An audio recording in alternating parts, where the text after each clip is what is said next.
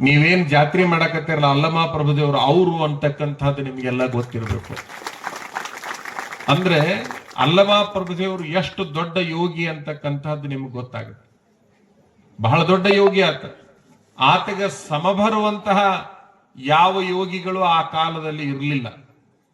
ಅಲ್ಲಮ ಪ್ರಭುದೇವರು ಹೇಗಿದ್ರು ಅಂತಂದ್ರ ಕೆಲವು ಸಾರೆ ಗಾಳಿಯಾಗಿ ಬಿಡ್ತಿದ್ರು. ಅಂದ್ರೆ ಆತನಿಗೆ ಇನ್ನೂ ಒಂದು ಹೆಸರು ಯೋಮಕಾಯ ಅಂತ. ಅಲ್ಲಮ ಪ್ರಭುದೇವರಿಗೆ ಮತ್ತೊಂದು ಹೆಸರು ಯೋಮಕಾಯ ಅಂತ ಹೇಳಿ. ಸೊಲ್ಲಾಪುರ ಸಿದ್ದರಾಮೇಶ್ವರನಿಗೆ ಒಂದಿಷ್ಟು ಬುದ್ಧಿವಾದ ಹೇಳ್ಬೇಕಂತ ಹೋಗ್ತಾರೆ ಇವರು. ಎಲ್ಲಿಗೆ ಹೋಗ್ತಾರ? ಸೊಲ್ಲಾಪುರಕ್ಕೆ ಹೋಗ್ತಾರ. ಆ ಸೊಲ್ಲಾಪುರಕ್ಕೆ ಹೋಗಿ ಆ ಸೊಲ್ಲಾಪುರ ಸಿದ್ದರಾಮೇಶ್ವರನ ಕರ್ಕೊಂಡು ಬಸವ ಕಲ್ಯಾಣಕ್ಕೆ ಹೋಗ್ಬೇಕು ಅಂತ ಅವ್ರ ತಲೆಯಾಗಿ ಬರ್ತೈತಿ. ಸೊಲ್ಲಾಪುರದ ಸಿದ್ದರಾಮೇಶ್ವರ ಕೆರೆ ಕಟ್ಸುದೇನು, ನಿತ್ಯ ಸಾಮೂಹಿಕ ಮದುವೆ ಮಾಡೋದೇನು, ಸಾವಿರ ಜನರಿಗೆ ಊಟಕ್ಕೆ ಹಾಕೋದೇನು, ಏನ್ ಬಡವರಿಗೆ ಸಹಾಯ ಮಾಡೋದೇನು, ಇಂಥವೆಲ್ಲ ಕೆಲಸಗಳನ್ನ ಮಾಡ್ಕೋಂತ ತಾನೇ ಸರ್ವ ಸಾಮ್ರಾಟ ಅಂತ ಹೇಳಿ ಕುಂತ್ಕೊಂಡಿರ್ತಾನೆ. ಬಹಳ ದೊಡ್ಡ ಆತ. ಆಶ್ಚರ್ಯ ಅಂತಂದ್ರ ಆತನು ಯೋಗಿನೇ. ಯಾರು? ಸೊಲ್ಲಾಪುರ ಸಿದ್ದರಾಮೇಶ್ವರ. ಆತನು ಬಹಳ ದೊಡ್ಡ ಯೋಗಿನೇ. ಬಹಳ ದೊಡ್ಡ ಯೋಗಿ ಆಗಿರ್ತಕ್ಕಂತಹ ಸಿದ್ದರಾಮೇಶ್ವರನ ಹತ್ರ ಈತ ಹೋದಾಗ ಅಲ್ಲಿ ಈತ ಇರುವುದಿಲ್ಲ. ಸಿದ್ದರಾಮೇಶ್ವರ ಬರೇ ಕೆಲಸಗಾರರಿರ್ತಾರ. ಆ ಕಟ್ಟಡ ಮಾಡ್ತಕ್ಕಂಥ ಕಲ್ಲಿನ ಕೆಲಸ, ಕಲ್ಲಿನಿಂದ ಕಟ್ಟಡ ಮಾಡ್ತಕ್ಕಂಥವ್ರಿಗೆ ಪ್ರಭುದೇವರು ಹೋಗಿ ಏನ್ ಕೇಳ್ತಾನಪ್ಪ ಅಂತಂದ್ರೆ, ಎಲ್ಲದ ನಿಮ್ಮ ಒಡ್ಡ ಅಂತ ಕೇಳ್ತಾನ. ಎಷ್ಟು ಸಿಟ್ಟು ಬಂದಿರ್ಬೇಕು ಆ ಜನರಿಗೆ. ನಿತ್ಯ ಕೆಲಸ ಕೊಟ್ಟ ಅನ್ನ ಹಾಕವನಿಗೆ ಒಂಟ ಅಕ್ಷರನೊಳಗ ಎಲ್ಲದಾನ ನಿಮ್ಮ ಒಡ್ಡ ಅಂದಾಗ ಎಷ್ಟು ಸಿಟ್ಟು ಬಂದಿರ್ಬೇಕು.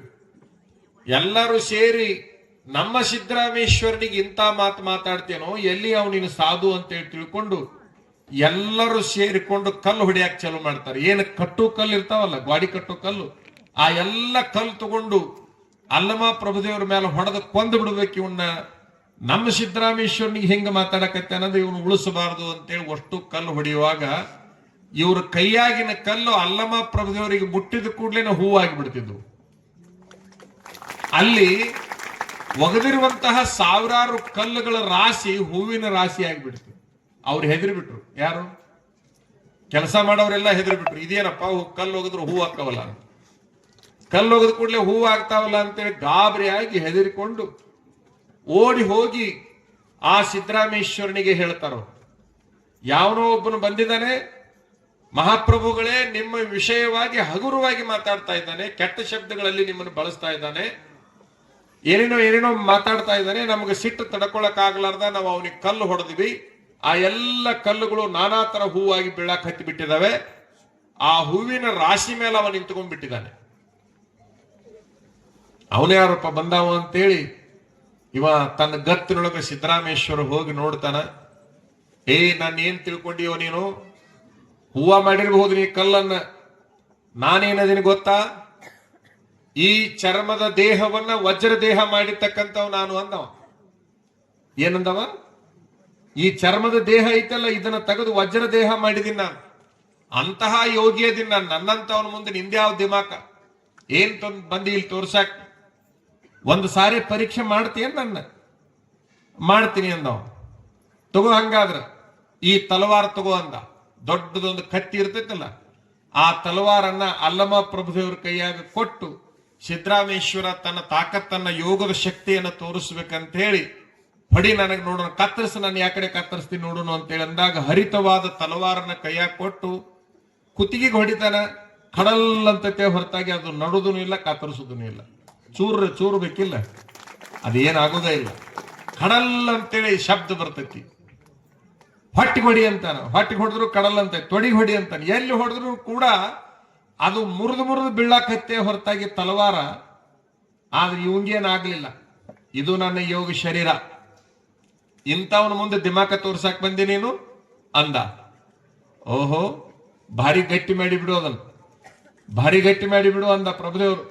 ದೊಡ್ಡ ಯೋಗಿ ಅಲ್ಲ ಇವ, ಸಣ್ಣ ಯೋಗಿ ಅಲ್ಲ ಪ್ರಭುದೇವರು. ಅವನಿಗೇನು ಬಹಳ ಆಶ್ಚರ್ಯ ಅನಿಸ್ಲಿ. ನಿಮಗಾಗಿದ್ರ ಆಗಿಂದಾಗ ಟಿವಿ ಅವ್ರನ್ನ ಎಲ್ಲರನ್ನು ಕರ್ಕೊಂಡು ಬಂದು ಇಂಥವ್ ನಮ್ಮೂರಾಗ ಅದನ್ನ ಹಾಕ್ರಿ ಇವ್ನ ಮೊದಲು ಎಲ್ಲಾ ಕಡೆಗೆ ಅಂತೇಳಿ ಸುದ್ದಿ ಮಾಡಿಸಿ ಊರ್ ಮಂದಿ ನಾಡಿನ ಮಂದಿ ಎಲ್ಲರೂ ಇಲ್ಲಿಗೆ ಬರುವಂಗ್ ಮಾಡಿಬಿಡ್ತಿದ್ರಿ. ಆದ್ರ ಅವೇನು ಗಾಬರಿ ಆಗ್ಲಿಲ್ಲ. ಏನ್ ದೊಡ್ಡ ಕಸರತ್ತು ಮಾಡಿಯೋ ಅಂತದ್ದೇನು ದೊಡ್ಡ ಕಸರತ್ತು ಮಾಡಿದಿ, ಇದನ್ನ ಗಟ್ಟಿ ಮಾಡಿಬಿಟ್ರೆ ಮುಗಿದು ಹೋಯ್ತೇನು? ಇದು ಗಟ್ಟಿ ಆಗಬಾರದು ಅಂದವ. ಇದು ಗಟ್ಟಿ ಆದ್ರೂ ಒಳಗೊಂದಿಷ್ಟು ದೋಷ ಐತಿ ಅಂತ ಅರ್ಥ. ಗಟ್ಟಿ ಇದ್ದಿದ್ದನ್ನ ಮುರಿದು ಹಾಕಕ್ಕ ಬರ್ತೈತಿ. ಯೋಗದ ಸಾಧನೆ ಅಂದ್ರೆ ಇದನ್ನ ಗಟ್ಟಿ ಮಾಡೋದಲ್ಲ, ಇದನ್ನ ಇಲ್ದಂಗ ಮಾಡೋದು ಅಂದವ. ಇಲ್ಲದಂಗ ಮಾಡೋದು ಯೋಗನೇ ಹೊರತಾಗಿ ಹಿಂಗ ಮಾಡೋದಲ್ಲ. ನೀನು ಮಾಡಿದ ಯೋಗ ಏನೈತಲ್ಲ, ಅವು 4 ಯೋಗಗಳು ಬರ್ತಾವ. ಮಂತ್ರಯೋಗ, ರಾಜಯೋಗ, ಲಯಯೋಗ, ಹಠಯೋಗ ಅಂತೇಳಿ 4 ಬರ್ತಾವ. ಆ 4 ಯೋಗಗಳನ್ನ ಮಾಡಿದ್ರೆ ಹಿಂಗ ಗಟ್ಟಿ ಆಗುತ್ತೆ. ಆದ್ರೆ ಇದೇನು ದೊಡ್ಡ ಮಹಾ ಅಲ್ಲ. ಇವು ಏನು ನೀ ಮಾಡಿದ ಯೋಗಗಳದಾವಲ್ಲ, ಅಳಿದು ಕೂಡುವ ಯೋಗಗಳು. ಇವು 4 ಯೋಗ ಅಳಿದು ಕೂಡುವ ಯೋಗಗಳು. ನಾ ಮಾಡಿದ ಯೋಗದ ತಾಕತ್ ಹೆಂಗೈತಿ, ನೀ ಒಂದು ಕತ್ತಿ ತಗೋ ಅಂದವ. ತಗೊಂಡ ಅಲ್ಲಮ ಪ್ರಭುದೇವರಿಗೆ ನನ್ನ ಹೊಡಿ ಅಂತಂದಾಗ ಅಲ್ಲಿ ಸಪ್ಪಳಿಲ್ಲ, ಏನು ಇಲ್ಲ, ಸುಮ್ಮನೆ ದೇಹದಾಗದ ಹಿಂಗ ಅಡ್ಡಾಡ್ತಿತ್ತು. ಅದು ದೇಹದೊಳಗೆ ಹಿಂಗ ಅಡ್ಡಾಡ್ತಿತ್ತು ತಲವಾರ್. ಈಗ ಇದಕ್ಕೆ ಮೈಕಿಗೆ ನಾ ಹಿಂಗ್ ಹೊಡಿತೀನಪ್ಪ ಅಂದ್ರೆ ಕೈ ಈ ಕಡೆ ಬರ್ತೈತಿ ಅಥವಾ ಇದು ಈ ಕಡೆ ಹೊಳ್ಕೊಂಡ್ ಬೀಳ್ತೈತಿ. ಆದ್ರ ಇದ್ರೊಳಗ ತಲವಾರ್ ಹಿಂಗ ಅಡ್ಡಾಡಕತ್ತಿತ್ತು ಅಲ್ಲಂ ಪ್ರಭುದೇವ್ರನ್ನ ದೇಹದೊಳಗೆ. ಯಾಕಡ್ರನ್ನ ಅಡ್ಡಾಡ್ಸೋದು ನನ್ನ. ಇದು ಹೆಂಗ ಸಾಧ್ಯ ಅಂತೇಳಿ ಗಾಬರಿ ಆದ ಸೊಲ್ಲಾಪುರ ಸಿದ್ದರಾಮೇಶ್ವರ. ದೇಹವನ್ನ ಗಟ್ಟಿ ಮಾಡದೇ ದೊಡ್ಡ ಸಾಧನೆ ಅಂತ ನಾ ತಿಳ್ಕೊಂಡಿದ್ದೆ. ದೇಹವನ್ನ ಇಲ್ದಂಗ ಮಾಡುವಂತ ಸಾಧನೆ ಐತಲ್ಲ, ಇದು ಅಸಾಧ್ಯವಾಗಿರುವಂತಹದ್ದಂತೇಳಿ ಆ ಕೂಡ್ಲೆ ಶರಣಾಗತನಾದ. ನನಗೆ ಮೋಕ್ಷದ ದಾರಿಯನ್ನು ತೋರಿಸುವಂತ ಬೇಡಿಕೊಂಡ ಸೊಲ್ಲಾಪುರ ಸಿದ್ದರಾಮೇಶ್ವರ. ಅವಾಗ ಹೇಳ್ತಾನ ಅಲ್ಲಮ ಪ್ರಭುದೇವರು, ಇದು ಶಿವಯೋಗದ ಸಾಧನೆ, ನಾನು ಮಾಡಿದ್ದು ಶಿವಯೋಗದ ಸಾಧನೆ ಅಂತ ಹೇಳ್ತಾನ. ಶಿವಯೋಗಕ್ಕೂ ಉಳಿದ ಯೋಗಗಳಿಗೂ ಏನು ವ್ಯತ್ಯಾಸ ಅಂತಂದ್ರ, ಅಳಿದು ಕೂಡುವ ಯೋಗಗಳು 4. ಇದು ಪಾಪ ನಿಮಗೆ ಹಳ್ಳಿ ಜನರಿಗೆ ಎಷ್ಟರ ಮಟ್ಟಿಗೆ ತಿಳಿತೈತೋ ಗೊತ್ತಿಲ್ಲ. ಆದ್ರ ಪ್ರಭುವಿನ ಜಗಕ್ಕೆ ಬಂದಾಗ ಪ್ರಭುವಿನ ಬಗ್ಗೆ ಸ್ವಲ್ಪ ಯೋಗದ ಬಗ್ಗೆ 4 ಮಾತು ಹೇಳಲಾರ್ದ ಮುಂದೆ ಹೋದ್ವಿ ಅಂದ್ರೆ ಬಹುಶಃ ಆತನಿಗೆ ದ್ರೋಹ ಮಾಡಿದಂಗಾಗುತ್ತೆ, ಸಿದ್ಧಾಂತಕ್ಕೆ ದ್ರೋಹ ಮಾಡಿದಂಗಾಗುತ್ತೆ ಅನ್ನೋದಕ್ಕೆ 2 ಮಾತುಗಳನ್ನು ಹೇಳಕತ್ತೀವಿ ನಾವು. ಅಳಿದು ಕೂಡುವ ಯೋಗ, ಉಳಿದು ಕೂಡುವ ಯೋಗ ಅಂತ ಹೇಳ್ತಾನವ. ನಿನ್ನ 4 ಯೋಗಗಳು ಏನ್ ಹೇಳ್ತಾವಪ್ಪ ಅಂದ್ರ ಅದನ್ನ ಬಿಡು, ಇದನ್ನ ಬಿಡು, ಅಲ್ಲಿ ಹೋಗ್ಬೇಡ, ಇಲ್ಲಿ ಹೋಗ್ಬೇಡ, ಆ ಕಡೆ ನೋಡ್ಬೇಡ, ಈ ಕಡೆ ನೋಡ್ಬೇಡ, ಹಿಂಗೆಲ್ಲ ಹೇಳ್ತಾವ. ಆದ್ರೆ ನಾ ಮಾಡಿದ ಯೋಗ ಏನೈತಲ್ಲ, ಯಾವುದನ್ನು ಬಿಡು ಅಂತ ಹೇಳಂಗಿಲ್ಲ, ಎಲ್ಲದರೂ ಕೂಡಿ ಇದ್ದುಕೊಂಡ ಎಲ್ಲ ಸಾಧಿಸು ಅಂತ ಹೇಳ್ತಾವ. ಆ ಯೋಗಗಳು ಗಂಡನ ಬಿಡು ಅಂತ ಹೆಣ್ಮಗಳಿಗೆ ಹೇಳ್ತಾವ, ಹೆಂಡತಿ ಬಿಡು ಅಂತ ಗಂಡ ಹೇಳ್ತಾವ. ಹೆಂಡತಿ ಬಿಡು ತನಕ ನೀ ಯೋಗಿ ಆಗಂಗಿಲ್ಲ ಅಂತ ಹೇಳ್ತಾವ, ಗಂಡನ ಬಿಡು ತನಕ ನೀ ಯೋಗಿನಿ ಆಗಂಗಿಲ್ಲ ಅಂತ ಹೇಳ್ತಾವ. ನೀ ಹುಳಿ ಬಿಡು ಅಂತ ಹೇಳ್ತಾವ, ನೀ ಖಾರ ಬಿಡು ಅಂತ ಹೇಳ್ತಾವ, ನೀ ಎಣ್ಣೆ ತಿನ್ಬೇಡ ಅಂತ ಹೇಳ್ತಾವ, ನೀ ಆ ಕಡೆ ನೋಡ್ಬೇಡ, ಈ ಕಡೆ ನೋಡು ಅಂತ ಹೇಳ್ತಾವ. ಆದ್ರ ನಾ ಮಾಡಿದ ಯೋಗ ಐತಲ್ಲ, ಯಾವುದನ್ನು ಬಿಡು ಅಂತ ಹೇಳೋದಿಲ್ಲ, ಅದರಾಗ ಇದ್ದುಕೊಂಡು ಯೋಗವನ್ನ ಸಾಧಿಸುವಂತ ಯೋಗ ಅದು ಶಿವಯೋಗ, ಅದು ಉಳಿದು ಕೂಡುವ ಯೋಗ ಅನ್ನುವಂತ ಮಾತನ್ನು ಹೇಳ್ತಾನವ. ಅದರಾಗ ಉಳಿಯೋದು, ಅಲ್ಲೇ ಕೂಡೋದು. ನೀನು ಮಾಡಿದ ಯೋಗಗಳು 4 ಈಗ ನನ್ನ ಮುಂದಿಟ್ಟಾರ ನೋಡ್ರಿ. ಇದಕ್ಕೇನಂತಾರ? ಇದಕ್ಕೇನಂತಾರ? ಇದಕ್ಕೆ ಟಿಪಾಯ ಅಂತಾರ. ಹೌದಾ? ಟಿಪಾಯ ಅಂತಾರ. ಇದು ನಿಂತೈತಲ್ಲ ಹಿಂಗ, ಎದರ ಮೇಲೆ ನಿಂತೈತಿದು? 4 ಕಾಲದವ. ಹೌದಲ್ಲ? ಈ ಕಡೆ ಒಂದು, ಆ ಕಡೆ ಒಂದು, ಆ ಕಡೆ ಒಂದು, ಈ ಕಡೆ ಒಂದು, 4 ಕಾಲುಗಳದಾವ. ಈ 4 ಕಾಲುಗಳ ಮೇಲೆ ಇದು ನಿಂತೈತಿ. ಅಲ್ಲಮ ಪ್ರಭುದೇವರು ಹೇಳ್ತಾರ, ನಿನ್ನ 4 ಕಾಲುಗಳು ಏನದಾವಲ್ಲ ಅಂದ್ರೆ 4 ಯೋಗಗಳದಾವಲ್ಲ, ಅವು ಬರೇ ಕಾಲು ಮೇಲೆ ಕುಂದ್ರಾಕ್ ಬರುದಿಲ್ಲ, ಮ್ಯಾಲೊಂದು ಹಾಸಿಗೆ ಬೇಕು, ಮ್ಯಾಲೊಂದು ಹಾಸಿಗೆ ಬೇಕು. ಇದು ಐತಿ ನೋಡ್ರಿ, ಇದು ಮನಿ ಇದ್ದಂಗ ಐತಲ್ಲ. ಇದು ಎದರ ಮೇಲೆ ನಿಂತೈತಿ ಅಂತಂದ್ರ ಆ 4 ಕಾಲಿನ ಮೇಲೆ ನಿಂತೈತಿ. ಆಶ್ಚರ್ಯ ಅಂತಂದ್ರ 4 ಕಾಲಿಗೆ ಬೆಲೆ ಇಲ್ಲ. 4 ಕಾಲದ ಅಂದ್ರೂ ಕಟ್ಟಿ ಮೂಲೆಗಿಡ್ಬೇಕಾಗತ್ತೆ. ಯಾವಾಗ? ಇದು ಮ್ಯಾಲಿಂದ ಇಲ್ದಾಗ. ಇದು ಮ್ಯಾಲಿಂದ ಇಲ್ದಾಗ ಇವನು ಮೂಲ್ಯಾಗ ಕಟ್ಟಿಡ್ಬೇಕಾಗತ್ತ. 4 ಕಾಲಿಗೆ ಬೆಲೆ ಯಾವಾಗ ಬರ್ತೈತೆ ಅಂದ್ರೆ ಈ ಮ್ಯಾಲಿನ ಹಾಸಿಗೆ ಏನೈತಲ್ಲ, ಈ ಹಾಸಿಗೆ ಇದ್ದಾಗ ಮಾತ್ರ 4 ಕಾಲಿಗೆ ಬೆಲೆ ಬರುತ್ತೆ, ಹೊರತಾಗಿ ಇಲ್ಲ ಅಂದ್ರೆ ಬೆಲೆ ಬರೋದಿಲ್ಲ. ಅದಕ್ಕ ನಿನ್ನ 4 ಕಾಲುಗಳ ಮ್ಯಾಲೆ ಒಂದು ಶಿವಯೋಗ ಬೇಕು ನಿನಗ, ಅವಾಗ ನಿನಗೆ ಬೆಲೆ ಬರ್ತೈತಿ, ಅವಾಗ ನಿನಗೆ ನಿಜವಾದ ಯೋಗ ಸಾಧನೆ ಆಗತ್ತ ಅಂತ ಅಲ್ಲಮ ಪ್ರಭುದೇವರು ಸಿದ್ದರಾಮೇಶ್ವರನಿಗೆ ಹೇಳಿದಾಗ, ಸಾಕಿನ ಮೇಲೆ ಇದು ಯಾವುದು ನನಗ ಅಂತೇಳಿ ಬಿಟ್ಟುಕೊಟ್ಟು ಬೇಡ ಬೇಡ ಅಲ್ಲಮ ಪ್ರಭುದೇವರಿಂದ ಹೊಂಟು ಬಿಟ್ಟವ. ಸೊಲ್ಲಾಪುರ ಬಿಟ್ಟ ಸೀದಾ ಅಲ್ಲಮನ ಹಿಂದೆ ಬೆನ್ನ ಹತ್ತಿಕೊಂಡು ಹೋಗಿ ಅಲ್ಲಿ ಅನುಭವ ಮಂಟಪದ 3ನೇ ಅಧ್ಯಕ್ಷನಾಗ್ತಾನೆ. ಚನ್ನಬಸವಣ್ಣನವರಿಂದ ಆತನಿಗೆ ಲಿಂಗ ದೀಕ್ಷೆ ಆಗ್ತದೆ. ಇರ್ಲಿ, ಅದ್ರ ಕಡೆಗೆ ಹೋಗೋದು ಬ್ಯಾಡಿ. ಅಲ್ಲಮ ಪ್ರಭುದೇವರು ಏನ್ ಹೇಳ್ತಾರಪ್ಪ ಅಂದ್ರ, ಯಾವುದನ್ನು ಬಿಡಬೇಡ. ಒಂದ್ ಸ್ವಲ್ಪ ನಿಮ್ ಕಡೆಗೆ ಬಂದ್ಬಿಡ್ತೀವಿ ನಾವೀಗ, ನಿಮ್ ಕಡೆಗೆ ಬಂದ್ಬಿಡ್ತೀವಿ. ಯಾವುದನ್ನು ಬಿಡಬೇಡ, ನೀ ಎಲ್ಲದಿ ಅಲ್ಲೇ ಇದ್ದುಕೊಂಡು ಎಲ್ಲದನ್ನು ಅಲ್ಲೇ ಕಾಣು, ಅದರೊಳಗ ಮೋಕ್ಷವನ್ನ ಕಾಣು, ಅದರೊಳಗ ಸ್ವರ್ಗವನ್ನ ಕಾಣು. ಈಗ ನಿಮ್ ಮನಿ ಅದಾವ ಈ ಊರಾಗ, ಹಳಿಂಗ್ಳಿಹದಲ್ಲಿ ಇದು ರಬಕವಿ ತಾಲೂಕನು, ರಬಕವಿ ಬನಹಟ್ಟಿ. ಇದು ಏನೈತಲ್ಲ, ಇದು ಒಂದು ಊರೈತೆ ಅಂತ ಇಟ್ಕೊಳ್ರಿ. ನಿಮಗೇನ್ ಅನಿಸಿರ್ತೈತೆ ಅಂದ್ರೆ, ಆ ಊರಾಗಿನ ದೇವ್ರು ಬಹಳ ಚಲೋ ಐತಿ, ಈ ಊರಾಗಿನ ದೇವ್ರು ಬಹಳ ಚಲೋ ಐತಿ, ಆ ಊರಾಗಿನ ಗುರುಗಳು ಬಹಳ ಚಲೋ ಅದಾರ, ಈ ಊರಾಗಿನ ಗುರುಗಳು ಬಹಳ ಚಲೋ ಅದಾರ ಅಂತ ಅಂತಿರ್ತೀರಿ ನೀವು. ನಿಮ್ಮ ಊರಾಗಿನ ಗುಡಿಗೆ ನೀವು ಕಿಮ್ಮತ್ತ ಕೊಡುದಿಲ್ಲ. ಇದೇಟ್ ಗುಡಿ ಬಿಡು ಅಂತಿರ್ತೀರಿ ನೀವು. ನಿಮ್ಮ ಊರಾಗಿನ ಗುಡಿ ನಿಮಗೆ ಸಾಣದ ಕಾಣ್ತೈತಿ, ನಿಮ್ಮ ಊರಾಗಿನ ಗುಡಿ ನಿಮಗೆ ಸಾಣದ ಕಾಣ್ತೈತಿ. ಬೇರೆ ಊರಾಗಿನ ಗುಡಿ ದೊಡ್ಡದ ಕಾಣ್ತೈತಿ, ಚಂದ ಕಾಣ್ತೈತಿ, ಚಲೋ ಕಾಣ್ತೈತಿ. ಹೌದಲ್ಲ? ಇದು ಎಲ್ಲಾ ಊರಾಗ ನಡೆದಿರುವಂತಹದ್ದು. ಆದ್ರೆ ನಿಜವಾದ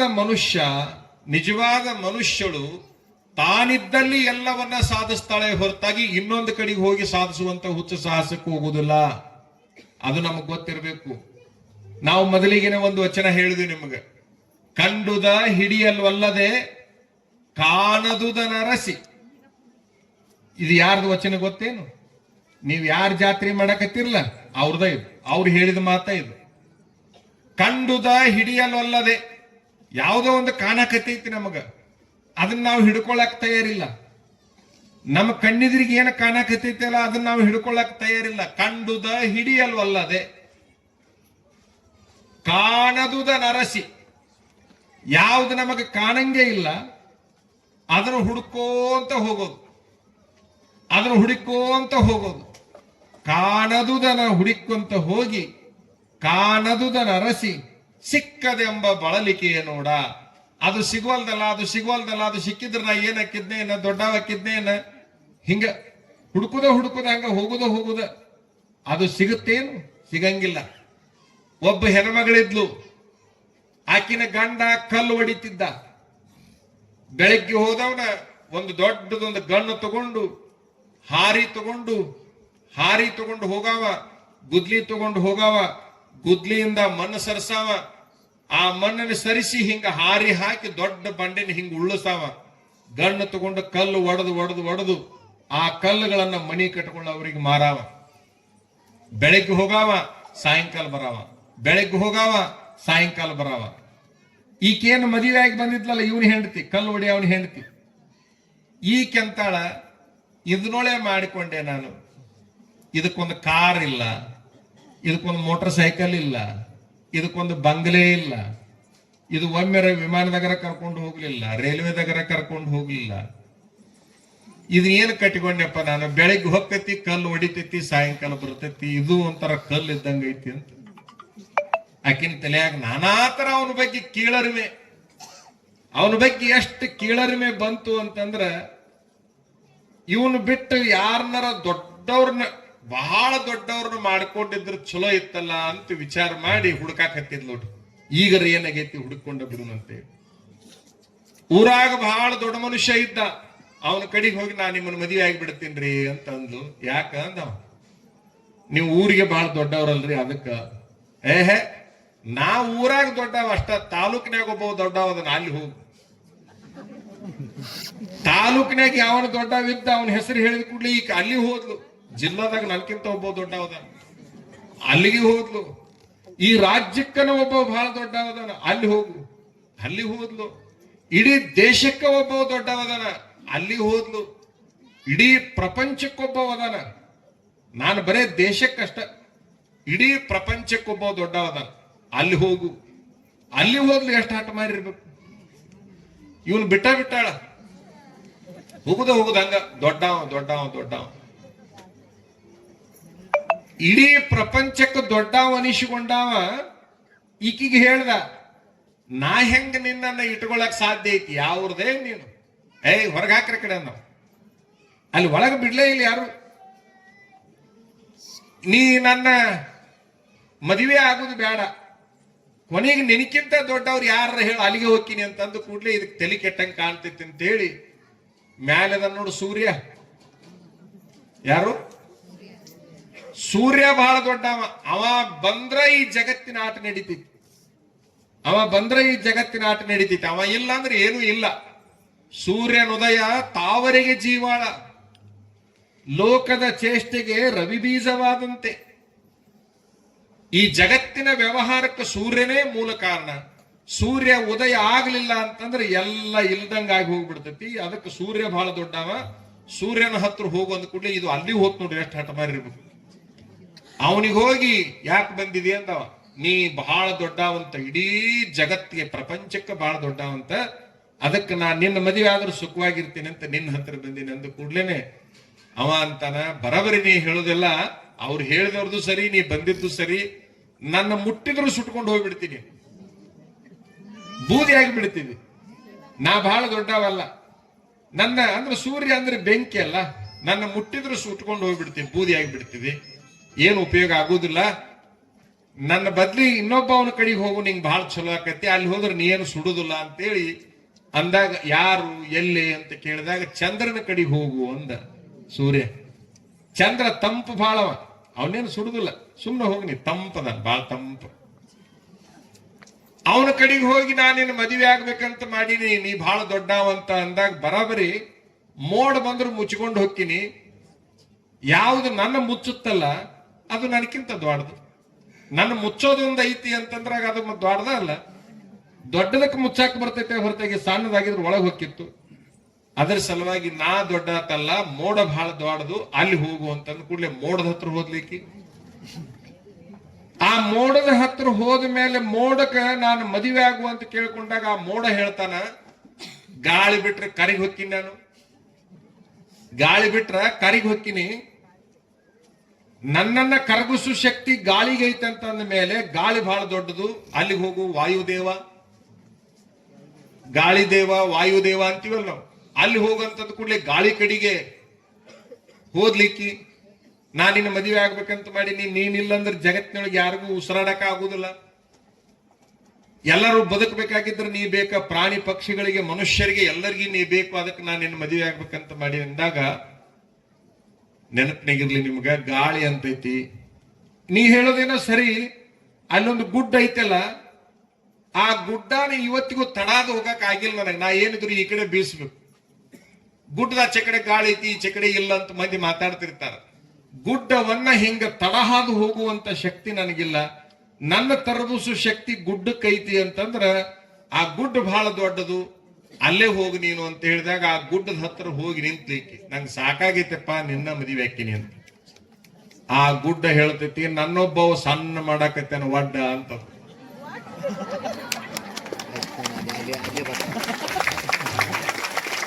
ಗುಡ್ಡ ಹೇಳುತ್ತ, ಗಾಳಿ ತರಬಿಸಿರ್ಬೋದು ನಾನು, ಆ ಗಾಳಿಯನ್ನ ಆ ಕಡೆ ಹೋಗ್ಲಾರ್ದಂಗ ನೋಡಿಕೊಂಡಿರ್ಬೋದು, ಆದ್ರೆ ನನ್ನ ಆಗ್ಲೇ ಅರ್ಧ ಕಡಿಮೆ ಮಾಡ್ಯಾನೊಬ್ಬ. ದಿನ ಹೊಡಿತಾನೆ, ಬೆಳಗ್ಗೆ 6ಕ್ಕೆ ಬಂದ ಅಂದ್ರೆ ಸಾಯಂಕಾಲ 6 ತನಕ ಹೊಡೆದಿದ್ದ. ನಾನೀಗ 10 ವರ್ಷದಿಂದ ಅಲ್ಲಿದ್ದೆ, ಇವತ್ತು ಇಲ್ಲಿಗೆ ಬಂದಿನಿ. ಅವ ಯಾವಾಗ ನಾನು ಇಲ್ದಂಗ ಮಾಡ್ತಾನ ಗೊತ್ತಿಲ್ಲ.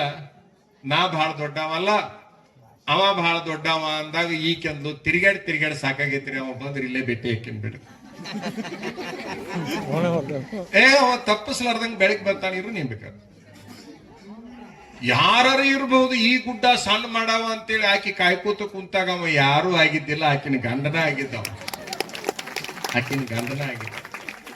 ಬೇರೆ ಯಾರಾಗಿದ್ದಿಲ್ಲ. ಕಂಡುದ ಹಿಡಿಯಲು ಅಲ್ಲದೆ ಕಾಣದುದನ ಅರಸಿ ಸಿಕ್ಕದೆಂಬ ಬಳಲಿಕೆಯ ನೋಡ. ಅದು ಬಹಳ ದೊಡ್ಡದು, ಆದ್ರೆ ಅದಕ್ಕಿಂತ ದೊಡ್ಡದನ್ನ ಹುಡುಕಾಕ್ ಹೋಗಿಬಿಟ್ರೆ ಬರೇ ತಿರುಗಾಟ ಆಗುತ್ತೆ ಹೊರತಾಗಿ ಬಳಲಿಕೆ ಆಗುತ್ತೆ. ಸಿಕ್ಕದೆಂಬ ಬಳಲಿಕೆಯ ನೋಡ, ಸಿಗದವಲ್ದಲ್ಲ ಅಂತೇಳಿ ಬರೇ ನೋವಿನ ಸಂಗತಿ ಆಗ್ತದೆ. ಸುಖ ಇಲ್ಲ, ನೆಮ್ಮದಿ ಇಲ್ಲ, ಏನೂ ಇಲ್ಲ. ಆಕೆಂತಾಳ ಊರಾಗಿನವನ್ಕಿಂತ ತಾಲೂಕು ಜಿಲ್ಲಾದವನ್ಕಿಂತ ದೇಶ ಪ್ರಪಂಚದವನ್ಕಿಂತ ಸೂರ್ಯ ಚಂದ್ರ ಮೋಡ ಗಾಳಿ ಗುಡ್ಡಕ್ಕಿಂತ ನನ್ನ ಗಂಡ ದೊಡ್ಡ ಒಂದ ಮೇಲೆ ಈತನ ಬಿಟ್ರೆ ಜಗತ್ನಾಗ ಏನೂ ಇಲ್ಲಪ್ಪ ಅಂತ ಹೇಳಿ ತಿಳ್ಕೊಂಡು ಅವನ ಪಾದ ಹಿಡ್ಕೊಂಡ್ಲ. ಅಂದ್ರೆ ನಾವೇನು ಜನಗಳದೀವಲ್ಲ, ನಾವು ಹಿಂಗ ಹುಡುಕೊಂತ ಹೊಂಟಿವಿ, ಹಂಗಾಗಿ ನಮಗೆ ನೆಮ್ಮದಿ ಇಲ್ದಂಗಾಗೈತಿ. ನಮ್ಮೂರಾಗಿನ ಗುಡಿ ಸಾಣದಾಗ ಕಾಣ್ತೈತಿ, ನಮ್ಮೂರಾಗಿನ ಗುರುಗಳು ನಮಗ್ ಬಹಳ ಸಣ್ಣವರಾಗಿ ಕಾಣ್ತಾರ, ನಮ್ಮೂರಾಗಿನ ಜನ ನಮಗ್ ಚಲೋ ಕಾಣುವಲ್ರು, ನಾವು ಹೊರಗೆ ಚಲೋ ಹುಡುಕಾಕತ್ತೀವಿ, ಹಂಗಾಗಿ ನಮಗೇನು ಸಿಗುವಲ್ದಾಗೈತಿ.